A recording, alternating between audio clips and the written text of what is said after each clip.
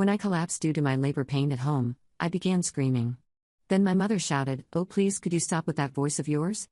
I wonder why your husband left you." While my dad snorted, "Well, he surely left some drama to deal with." My sister entered the house and saw me unconscious, then proceeded to kick me aside and then said, "Come, let's go, Mom and Dad, I have a whole day planned out." As I was losing consciousness, I tried to call 911, and when they arrived, I showed them the camera footage, and from there I made their lives a living hell. My name is Wendy, and this happened about 18 months ago when I was 34 weeks pregnant with my first child. To give you some context, my relationship with my family has always been complicated, but I never imagined they could be so cruel when I needed them most. Let me start from the beginning. I had been married to my husband Mark for 3 years, and we were over the moon when we found out we were expecting. Mark worked in construction and had been putting in extra hours to save money for the baby. He was supposed to be home that evening, but his job site was running behind schedule, and he texted me around noon saying he wouldn't be back until late. I was staying at my parents' house that week because Mark was working such long hours, and I didn't want to be alone in our apartment in case something happened. My parents, Linda and Robert, had insisted I stay with them, and at the time, I thought it was because they cared about my well-being. My younger sister Jessica, who's 28 and has always been the golden child, was also visiting that week with her boyfriend. That morning started normally enough. I woke up around 7, had breakfast with my parents, and spent most of the morning organizing baby clothes that friends had given me. Around 11, I started feeling some mild cramping, but I dismissed it as Braxton Hicks contractions since I'd been having them on and off for weeks. By 1 in the afternoon, the pain was getting more intense, and I was starting to worry. I called my doctor's office, but they were at lunch, and the answering service said someone would call me back within the hour. I decided to lie down and wait for the callback, hoping the pain would subside. That's when things took a turn for the worse. Around 2:30, I was hit with the most excruciating pain I'd ever experienced in my life. It felt like someone was squeezing my entire midsection in a vice while stabbing me with hot knives. I knew immediately that something was very wrong. I stumbled out of the guest bedroom, doubled over in agony, and made it to the living room where my parents were watching their afternoon talk shows. The pain was so intense that I couldn't help but scream. It wasn't a choice, the sound just tore out of me involuntarily. "Help me," I gasped between contractions. "Something's wrong. I think I'm in labor." My mother, Linda, looked up from her show with the most annoyed expression I'd ever seen on her face. "Oh, please, could you stop with that voice of yours?" she said, rolling her eyes dramatically. "I wonder why your husband left you." I was so shocked by her response that for a moment, I forgot about the pain. "What are you talking about? Mark didn't leave me. He's at work." My father, Robert, snorted from his recliner without even looking at me. "Well, he surely left some drama to deal with," he said, turning up the volume on the TV. Another wave of pain hit me, and I screamed again, this time grabbing onto the back of the couch for support. I could feel something warm and wet between my legs, and when I looked down, I saw blood starting to stain my pants. "I'm bleeding," I said, my voice shaking with fear. "Please, I need to get to the hospital." Linda sighed heavily, as if I was being the most unreasonable person in the world. "You're being overdramatic, Wendy. Women have been having babies for thousands of years. Stop making such a scene." The pain was getting worse by the minute, and I was starting to feel dizzy. I tried to call Mark, but his phone went straight to voicemail. He was probably in a dead zone on the construction site. I was about to call 911 when I heard Jessica's key in the front door. Relief washed over me. Jessica had always been more level-headed than our parents, and I thought surely she would help me get to the hospital. She walked into the living room with her boyfriend Tom, chatting and laughing about something. "Jessica, thank God you're here," I said, reaching out toward her. "I think I'm having complications with the baby. I need to get to the hospital right now." She looked at me sprawled on the floor, bleeding and obviously in distress, and I watched her expression change. But it wasn't concern or worry that crossed her face, it was irritation. "Seriously, Wendy? Right now?" she said, checking her phone. "I have a whole day planned out with Tom. We're supposed to meet friends at the wine festival in an hour." The next part still haunts my nightmares. As another contraction hit and I collapsed fully onto the floor, unable to support myself any longer, Jessica actually stepped over me. But it wasn't just stepping over, she deliberately kicked me aside with her foot like I was a piece of furniture in her way. "Come on, let's go, Mom and Dad," she said, grabbing her purse. "Wendy's just being dramatic like always. She'll be fine." As consciousness started slipping away from me, I heard my father getting up from his chair. "Finally," he said. "I was wondering when we were going to leave." Through my fading vision, I watched my entire family walk out the front door, leaving me bleeding and alone on the living room floor. The last thing I remember thinking before I passed out was that I might die here, and my baby might die with me. I don't know how long I was unconscious, but when I came to, I was still on the floor and the pain was even worse. My phone was just barely within reach, and with every ounce of strength I had left, I managed to dial 911. 911, what's your emergency? I'm 34 weeks pregnant, I whispered into the phone. I'm bleeding and having contractions. I think something's wrong with the baby. Ma'am, I'm sending an ambulance to your location right now. Stay on the line with me. What's your address? I gave them my parents' address and tried to stay conscious while the dispatcher kept me talking. The ambulance arrived within 8 minutes, and the paramedics immediately got to work. They confirmed that I was in premature labor and that there were signs of placental abruption, which explained the bleeding and the intense pain. Ma'am, this is a serious emergency, one of the paramedics told me as they loaded me onto the stretcher. You need immediate medical attention. Is there anyone we can call for you? I gave them Mark's number and my doctor's information. As they wheeled me out to the ambulance, I remembered something that would prove to be crucial later. My parents had recently installed a home security system with cameras throughout the house after a break-in in their neighborhood the month before. Wait, I told the paramedic. There are security cameras in this house. What just happened to me, my family's reaction, it's all recorded. Can you help me get that footage? The paramedic looked concerned. We need to get you to the hospital right now, but I'll make sure the police know about the cameras if needed. The ride to the hospital was a blur of medical equipment and urgent radio calls. At the hospital, they confirmed that I had indeed suffered a placental abruption and that my baby was in distress. They performed an emergency cesarean section, and my daughter Emma was born weighing just 4 pounds, 2 ounces. She was immediately taken to the NICU, but thankfully, she was breathing on her own and her vital signs were stable. Mark arrived at the hospital about 2 hours after the surgery. He was covered in dirt and concrete dust from the job site, and his face was white with panic. Wendy, oh my God, I'm so sorry, he said, taking my hand. I was in a dead zone all afternoon. I didn't get the paramedics' call until just now. How is Emma? How are you? I told him everything that had happened, and I watched his expression change from concern to disbelief to pure rage. Mark has always been a gentle, soft-spoken man, but I'd never seen him look so angry. They left you bleeding on the floor? He asked, his voice deadly quiet.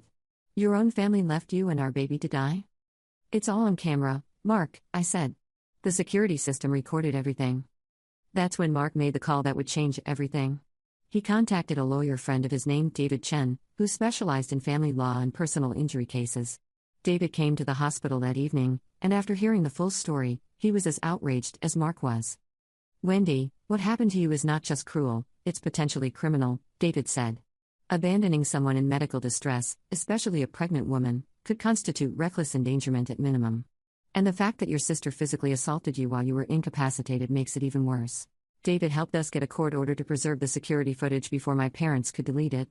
The video was even worse than I remembered. Watching it back, seeing myself collapsed and bleeding while my mother complained about my voice and my father made sarcastic comments about Mark leaving me, was absolutely devastating. Seeing Jessica kick me aside like garbage was almost unbearable. But the worst part was watching them all walk out together, stepping over me like I was nothing, while I lay there unconscious and possibly dying. David immediately filed several lawsuits. First, he sued for medical expenses and pain and suffering, arguing that their abandonment had exacerbated my condition and put both Emma and me at risk. Second, he filed assault charges against Jessica for the kick, which was clearly visible on camera. Third, he explored elder abuse laws, which in our state also cover the abandonment of vulnerable adults, including pregnant women in medical distress. The lawsuits were just the beginning of what became a year-long campaign to make them understand the consequences of their actions. I started by sharing the video on social media. I posted it on Facebook, TikTok, Instagram, and Twitter with a detailed explanation of what had happened. I didn't edit it or add dramatic music, I just let the raw footage speak for itself. The response was immediate and overwhelming. Within 24 hours, the video had been shared thousands of times. Local news stations picked it up, and soon it was trending nationally. The comments were exactly what you'd expect. People were horrified by my family's behavior and outraged that they could treat a pregnant woman so callously. My mother worked as a supervisor at a local insurance company, and within days of the video going viral, her employer received hundreds of calls and emails demanding that she be fired. The company initially tried to weather the storm, but when clients started canceling policies specifically because of Linda's association with the company, they had no choice but to let her go. My father worked as a shift manager at a manufacturing plant, and he faced similar consequences. His coworkers saw the video, and several of them complained to HR about working with someone who would abandon his own pregnant daughter. The company couldn't fire him outright because he hadn't technically done anything illegal at work, but they made his life miserable. They moved him to night shifts, reduced his responsibilities, and essentially pushed him into early retirement. Jessica had it the worst, though. She worked as a social media manager for a trendy boutique clothing brand, and her employer was mortified to be associated with someone who had literally kicked a pregnant woman. They fired her immediately and publicly distanced themselves from her actions. Her boyfriend Tom broke up with her after seeing how the video affected his own reputation. Apparently, his co-workers were giving him grief for dating someone who could be so cruel. But the social consequences were just the beginning. The legal battles took months to resolve, and they were expensive for everyone involved. My parents had to hire lawyers to defend against the lawsuits, and those legal fees quickly drained their savings. Jessica's assault charge resulted in community service and anger management classes, plus she had to pay for my medical expenses related to the injuries from her kick. The civil suits were where I really made them pay. The court found that their abandonment had indeed exacerbated my medical condition and put both Emma and me at unnecessary risk. They were ordered to pay for all of Emma's NICU expenses, which totaled over $60,000, plus pain and suffering damages that came to another $40,000. After David's legal fees of 30%, we received about $70,000, which helped cover the ongoing medical costs and lost wages. During the legal proceedings, more disturbing details about my family's behavior came to light. David, my lawyer, discovered that after they left me unconscious on the floor, they had actually gone to the wine festival as planned. Security footage from the event showed them laughing and drinking while I was being rushed to the hospital in an ambulance. Even worse, when the paramedics had tried to contact them to inform them about my condition, my mother had turned off her phone. The hospital tried reaching them multiple times that evening, and it wasn't until the next morning that they finally answered. When they did, Linda's first words to the doctor weren't asking about my condition or Emma's health. She complained about being bothered so early in the morning. This information became crucial in our legal case. David argued that their behavior showed a deliberate and callous disregard for human life, not just a momentary lapse in judgment. The judge was particularly disturbed by the fact that they had continued with their social plans while knowing I was in medical distress. During their depositions, each of them tried to minimize their responsibility. Linda claimed she thought I was just being dramatic like always and that she genuinely believed I was fine. When David showed her the security footage of me bleeding and unconscious, she actually shrugged and said, "How was I supposed to know it was that serious?" Robert's deposition was even more infuriating. He maintained that it wasn't his responsibility to deal with women's problems and that Mark should have been there to take care of me. When pressed about why he didn't call 911, he said he didn't want to waste emergency resources on false alarms. Jessica's deposition was perhaps the most damaging to their case. Under oath, she admitted that she had seen the blood on my clothes and had noticed that I was unconscious when she kicked me aside. She'd also admitted that she knew I was having pregnancy complications but chose to ignore it because she didn't want to deal with drama on her day out. The medical expert David hired testified that the delay in getting me medical treatment had directly contributed to Emma's premature birth, and could have resulted in both of our deaths. Dr. Martinez, my obstetrician, explained to the court that placental abruption is a medical emergency that requires immediate intervention, and that every minute of delay increases the risk of maternal and fetal death. In my 20 years of practice, Dr. Martinez testified, I have never seen a case where family members abandon a woman in active labor. The defendant's actions were not just cruel, they were potentially fatal. The psychological evaluation that the court ordered revealed even more about my family's mindset. The psychologist, Dr. Susan Hartwell, determined that my parents showed signs of narcissistic personality traits and had a long pattern of emotional neglect toward me. Jessica, she found, had developed a sense of entitlement and lack of empathy that made her view my medical emergency as an inconvenience to her plans. Dr. Hartwell's report included interviews with several of my childhood friends and teachers, who painted a picture of a family where I had always been the scapegoat. My third-grade teacher, Mrs. Rodriguez, remembered my parents missing my school plays and parent-teacher conferences, always prioritizing Jessica's activities over mine. My high school friend Katie testified that my parents had once refused to pick me up from a sleepover when I was sick with the flu, forcing her parents to drive me home and stay with me while my family went out to dinner. This pattern of neglect explained a lot about why they had reacted so callously to my medical emergency. To them, my needs had never been a priority, and even the possibility of my death wasn't enough to change that mindset. The court proceedings also revealed the financial impact their actions had on Mark and me. Beyond Emma's medical expenses, I had to undergo additional surgeries to repair damage from the delayed medical treatment. The stress of the situation caused Mark to miss several weeks of work, resulting in lost income during a critical time when we needed money most. We had planned to buy a house before Emma was born, but the unexpected medical expenses and lost wages meant we had to continue living in our small apartment. Mark had to take on weekend construction jobs just to make ends meet, which meant he was working 7 days a week and barely saw Emma during her first few months of life. The emotional toll was even more significant than the financial one. I developed postpartum depression, which my therapist directly linked to the trauma of being abandoned by my family during the most vulnerable moment of my life. I had nightmares for months about dying alone on that living room floor, and I couldn't be alone in a room without feeling panicky. Mark and I also went through a rough patch in our marriage during this time. The stress of everything that had happened, combined with sleepless nights with a premature baby and financial pressure, put a strain on our relationship.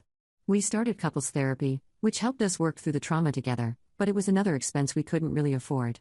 Emma's premature birth also meant weeks of worry and medical appointments. She had to stay in the NICU for 3 weeks, and even after she came home, we had weekly checkups with specialists. Every cough or missed feeding sent us into a panic, wondering if there would be lasting effects from her traumatic entry into the world. The psychological evaluation also uncovered something that made their abandonment even more heinous. They had known about my pregnancy complications. During one of my earlier visits to their house, I had mentioned to Linda that my doctor was monitoring me closely for signs of preterm labor because of some issues with my placenta. She had dismissed it at the time, saying that doctors just like to scare women these days, but it proved that she knew I was at risk.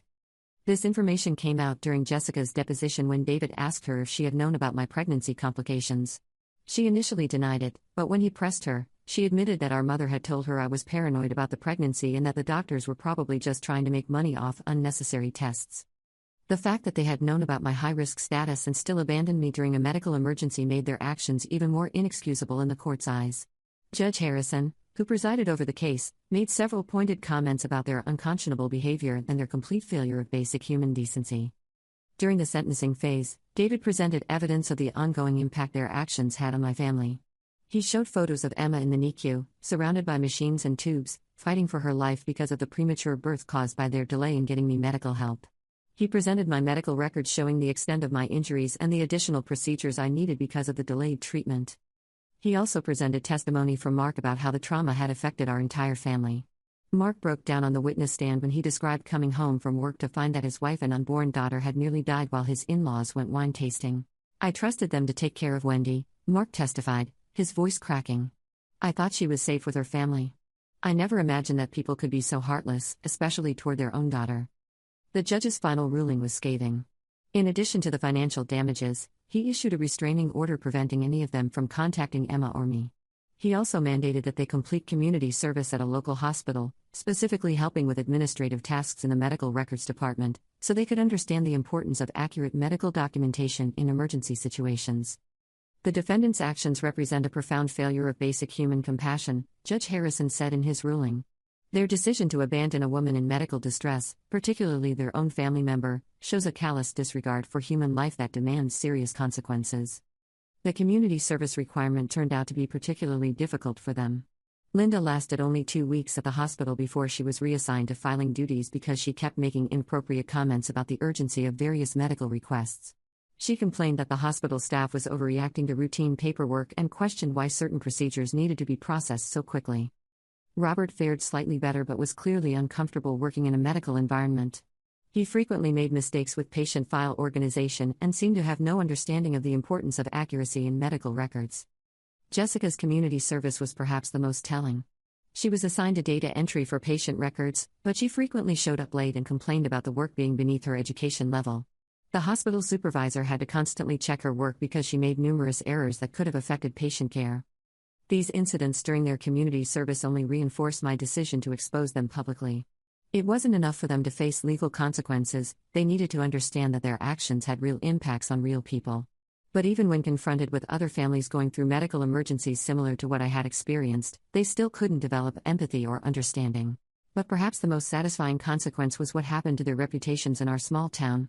My parents had lived in the same community for 25 years, and they had always prided themselves on being upstanding members of the community.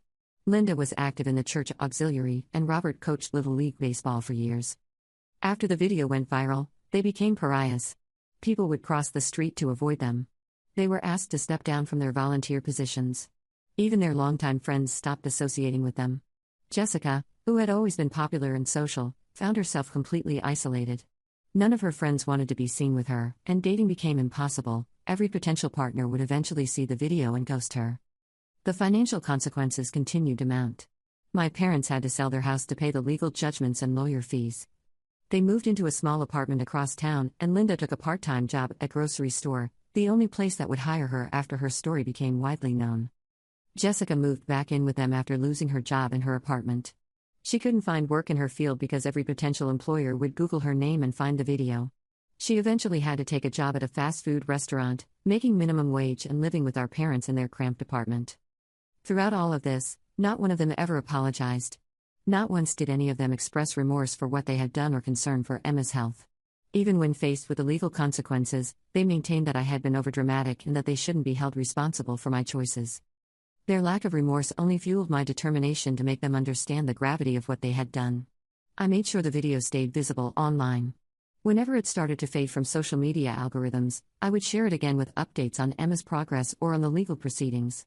I wanted to ensure that anyone who Googled their names would immediately see what kind of people they really were.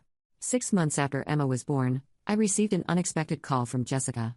She was crying and begging me to take the video down, saying that she couldn't find work and that her life was ruined. She claimed that she had learned her lesson and that she was truly sorry. I listened to her sob for about 5 minutes before I responded. "Jessica," I said calmly, "do you remember what you said when you saw me bleeding and unconscious on the floor?" "Wendy, please," she started. "You said I was being dramatic like always," I continued. "You kicked me aside like garbage and walked out to go to a wine festival while I was possibly dying. You didn't call for help. You didn't check if I was breathing. You literally stepped over my body to leave." "I know, and I'm sorry." "No, you're not sorry for what you did," I said. "You're sorry that there were consequences. There's a difference." I hung up on her and blocked her number. I had similar conversations with my parents over the following months, and they were all the same. They wanted me to make their problems go away, but they never expressed genuine remorse for abandoning me and Emma when we needed them most. What made their situation even more difficult was how their former friends and community members began treating them. Mrs. Peterson, who had been Linda's best friend for 15 years, publicly confronted her at the grocery store where Linda was working. "I watched that video, Linda," Mrs. Peterson said loudly enough for other customers to hear. "How could you leave your own daughter bleeding on the floor? I can't even look at you anymore." Similar incidents happened regularly. Robert was kicked out of his regular poker game when the other players said they didn't want to associate with someone who would abandon a pregnant woman. The pastor at their church asked them to find another congregation after several parishioners threatened to stop attending if my parents remained members. The social isolation hit them harder than the financial consequences. Linda had always been very social, organizing neighborhood barbecues and book clubs. After the video went viral, no one wanted to attend events she hosted, and eventually, she stopped trying altogether. She became increasingly reclusive, only leaving the apartment to go to work. Robert's situation at the manufacturing plant got progressively worse. His coworkers started leaving printouts of news articles about the incident on his workstation. Someone created a fake social media account using his name and posted cruel memes about abandoning pregnant women. When he complained to HR, they said they couldn't control what employees did on social media, but they also couldn't ignore the hostile work environment his presence was creating. Jessica's dating life became non-existent. Every time she tried to create a new dating profile, someone would recognize her from the video and share it in local Facebook groups. People in our small town created social media posts warning others about her character, though nothing as extreme as a dedicated website. She tried changing her appearance, cutting and dyeing her hair, but in a town of only 12,000 people, everyone knew who she was. She eventually deleted all her social media accounts and became something of a hermit, only leaving the apartment for work.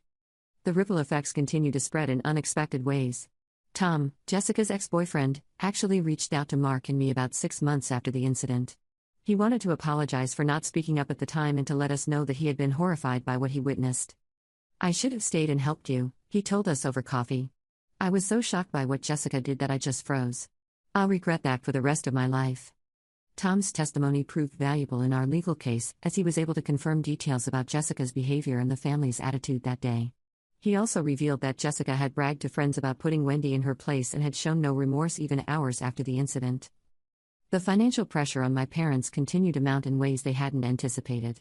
Their homeowners insurance raised their premiums significantly after the company conducted a routine review and determined that the negative publicity posed a potential liability risk.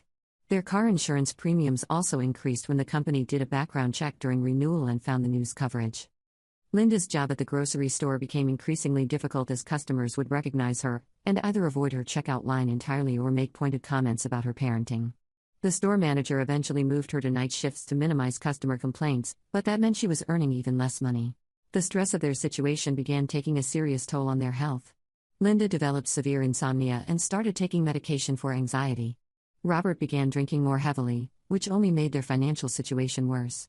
Jessica gained over 50 pounds from stress eating and became increasingly depressed and isolated. Meanwhile, the legal battles dragged on longer than expected. My family kept appealing the judgments, hoping to reduce the amount they owed or find some technicality that would get them off the hook. Each appeal cost them more money in legal fees, money they didn't have, but they seemed determined to avoid taking responsibility for their actions.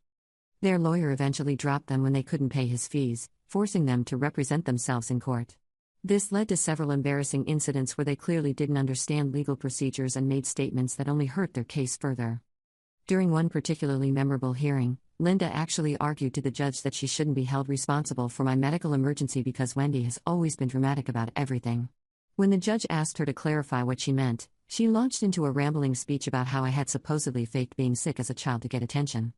The judge was visibly disgusted by this line of argument, especially when David presented evidence that I had actually been hospitalized several times as a child for serious conditions that my parents had initially dismissed as attention-seeking behavior.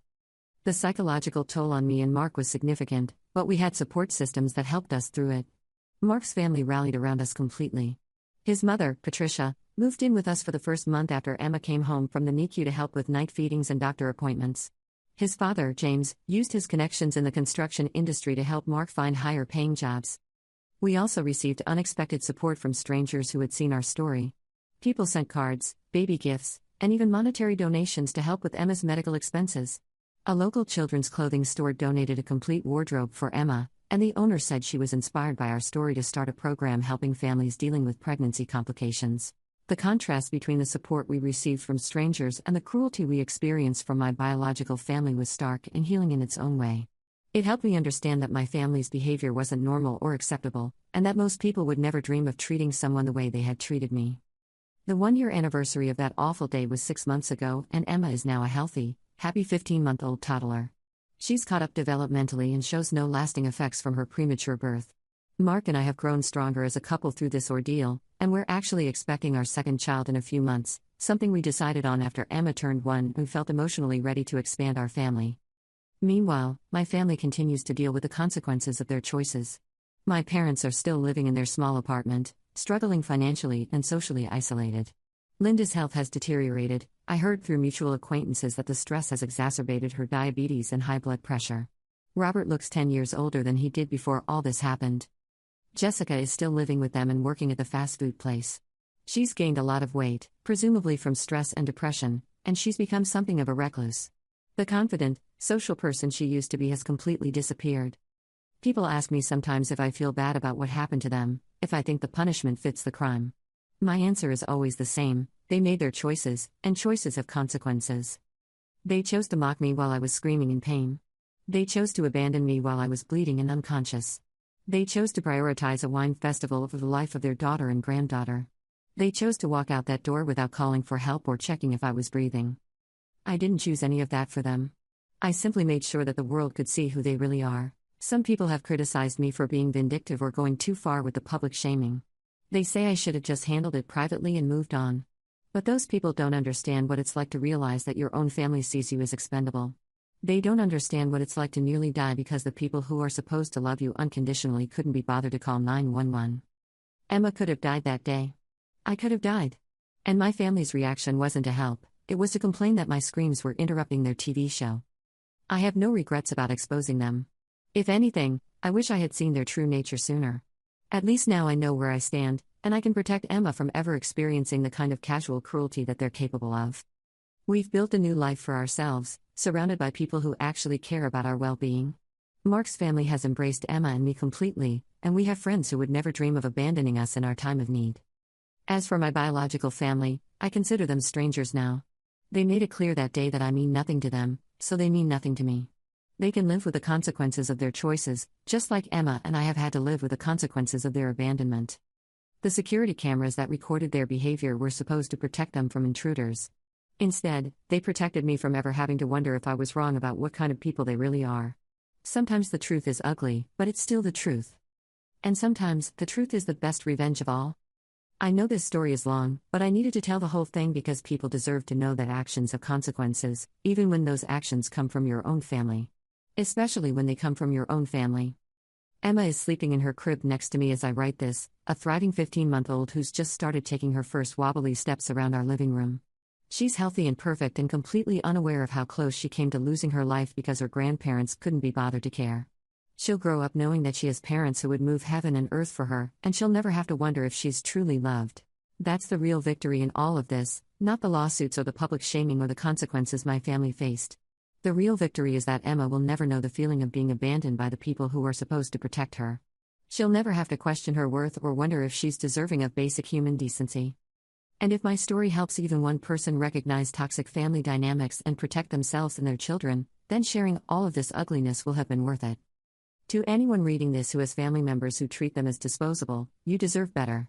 Blood doesn't excuse cruelty, and being related doesn't obligate you to accept abuse. Sometimes the family you choose is more valuable than the family you're born with. Trust me on that one. Update: it's been 2 weeks since I posted this, and the response has been overwhelming. Thank you to everyone who shared their own stories and offered support. Several people asked for updates on Emma. She's doing wonderfully and just took her first independent steps last week at 15 months old. A few people have asked if my family has tried to contact me since this post went viral again. The answer is yes. Linda called Mark's mother trying to get our new address, claiming she wants to make things right. We've made it clear through our lawyer that any attempt to contact us will be considered harassment. Some people have also asked about my second pregnancy. I'm now 32 weeks along with a little boy we're planning to name Lucas, and everything is going perfectly. We have an amazing support system this time, including Mark's family and the friends who have become our chosen family. I've also been contacted by several organizations that help pregnant women in crisis situations, and I've started volunteering with them. It feels good to turn this horrible experience into something that might help other women who find themselves abandoned when they need help the most. To those who criticized me for destroying my family, they destroyed themselves. I just made sure people could see the destruction they caused. There's a difference between consequences and revenge, and what happened to them was purely the result of their own choices. I sleep well at night knowing that Emma is safe, loved, and surrounded by people who would never dream of treating her the way I was treated. That's all that matters to me now.